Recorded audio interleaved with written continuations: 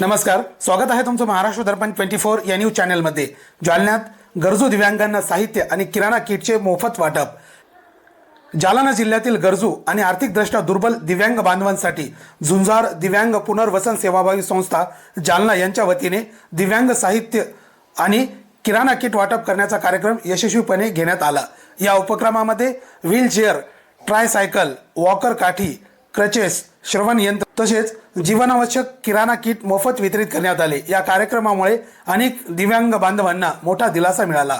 कार्यक्रमास संस्थेचे संस्थापक अध्यक्ष विठ्ठल भास्कर चव्हाण, सचिव प्रल्हाद शिंदे, कोषाध्यक्ष गोविंदराव चिखले, संस्थापक उपाध्यक्ष नागेश अंबिलवादे तसेच सामाजिक कार्यकर्ते बबनराव कराळे, रंगनाथ शिंदे, सतीश वाघ, विलास कांबळे उपस्थित होते। यावेळी जालना महानगरपालिका प्रभाग क्रमांक 3 चे उमेदवार सुशील वाघमारे यांना उपस्थित दिव्यांग बांधवांनी आगामी महानगरपालिका निवडणुकीसाठी पाठिंबा जाहीर केला।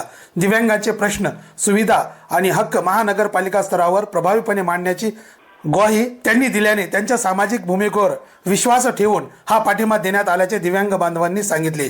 या स्तुत्य उपक्रमाबद्दल नागरिकांनी संस्थेच्या सामाजिक कार्याचे कौतुक केले असून भविष्यात देखील अशा उपक्रमांचा लाभ अधिकाधिक दिव्यांगांना मिळावा अशी अपेक्षा व्यक्त करण्यात आली आहे। जालना जिल्हा प्रतिनिधी अरबाज बागवान, महाराष्ट्र दर्पण 24। आज या ठिकाणी मी सुशील वाघमारे प्रभाग क्रमांक 3 या मतदारसंघातून माझी पत्नी तृप्ती सुशील वाघमारे ही निवडणूक लढवत आहे।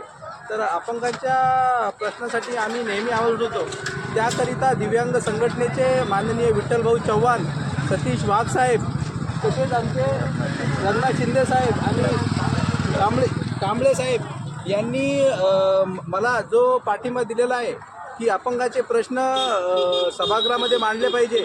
अपंगांना 10/20ची जी जागा आहे ती नगरपालिकेप्रमाणे भेटली पाहिजे आणि महापालिकेमध्ये जे गाळे आहेत तर त्या अपंगाला स्वावलंबनासाठी भेटले पाहिजे। अपंगाची जी 5% निधी आहे ती योग्य ठिकाणी वापरली पाहिजे आणि वेळेवर सर्वांना दिली पाहिजे।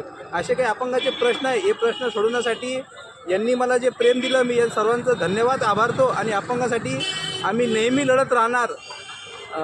तरी सर्वांचं धन्यवाद।